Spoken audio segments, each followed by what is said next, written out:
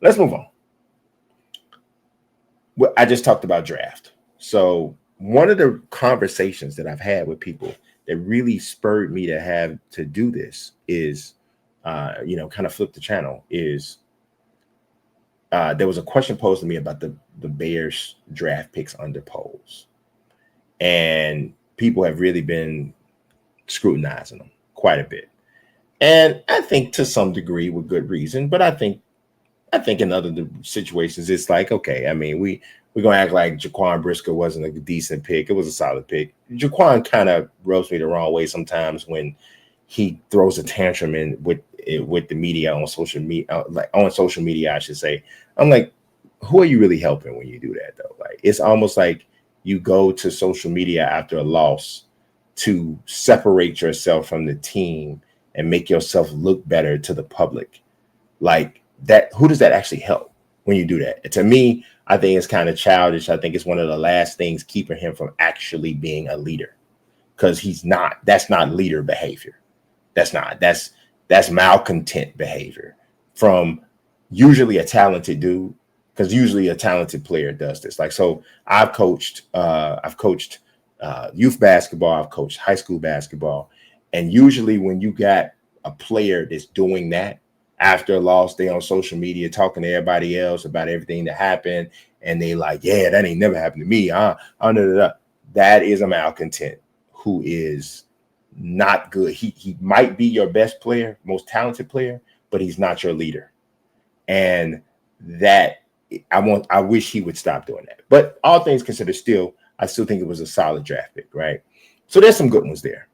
But I'm looking at this one tweet, and if y'all don't follow Eric Lambert of Sports Mockery, I don't, like I pay attention to what writers say. I don't necessarily focus on what publication they come from. But Eric Lambert facilitates some really dope Bears conversations on social media. So I 100% encourage you guys to follow him if you are interested in Bears conversations. But someone asked him, they said, do you think that Ben, of course, Ben Johnson, is going to be the major decision maker going forward? Looked like he had a significant voice in all the moves, and that figures to only increase given the commitment to him and some of Poe's failures in the draft. Like I said, people talking about failures in the draft. Eric says, if you trust the whispers that has already been happened, Poles has taken on more of a scouting role while Ben makes the final calls. He also said, truth is the Bears have had a good read on talent in previous drafts. The problem is the final decision is left to Poles, who always seems to veer towards physical traits. I'd expect that to change with Ben Johnson. So that makes me wonder, though, right?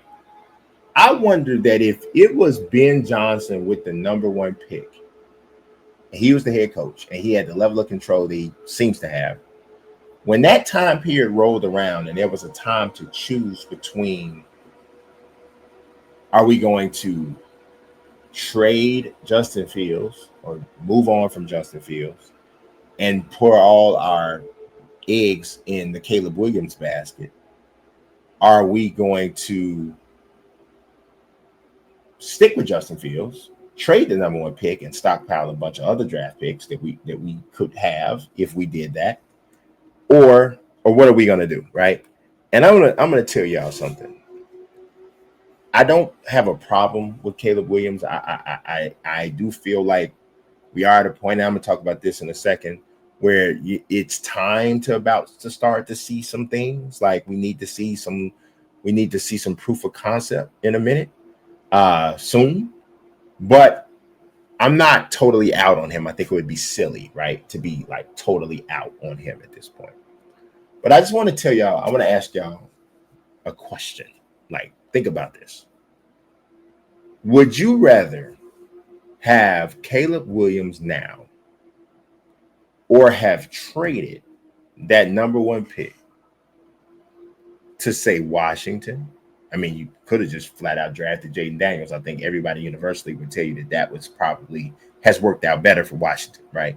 But say you didn't do that. Say you stuck with Justin Fields, but you traded that pick to Washington or New England, right? Or Minnesota.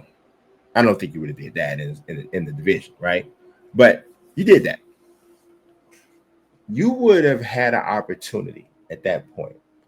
To have Justin Fields, you could have drafted Joe Alt, which would have kind of solved your other tackle situation. Now, we don't know. Maybe Ozzie Trapillo is going to be the answer.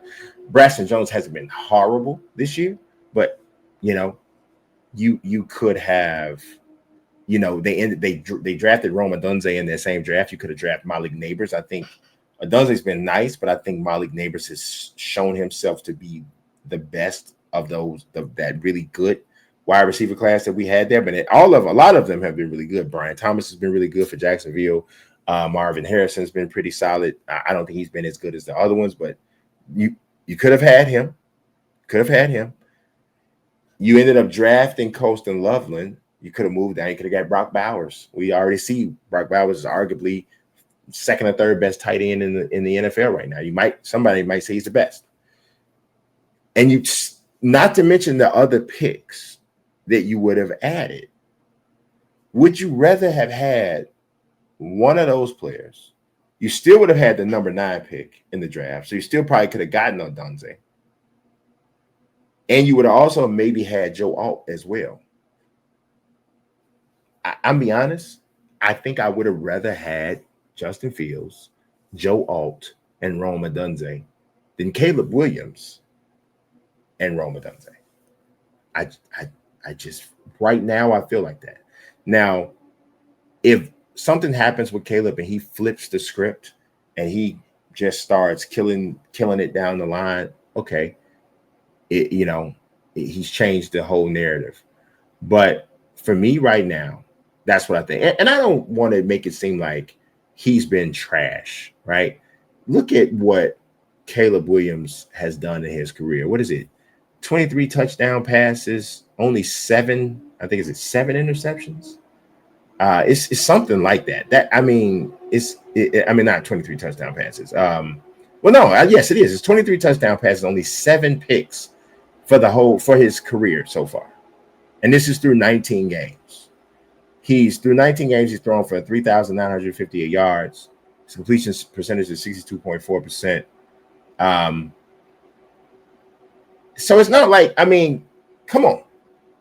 There's a lot of people that would kill to see have a rookie quarterback throw 20 touchdown passes and only 6 interceptions their rookie season. Like, it's a lot of people that would kill for that.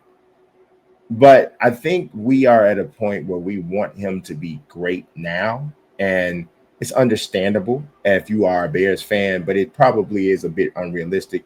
But that said, I would still rather have had that scenario I named, where I had Justin Fields, Joe Alt, and Rome Odunze than Caleb Williams and Rome Odunze. That's just me.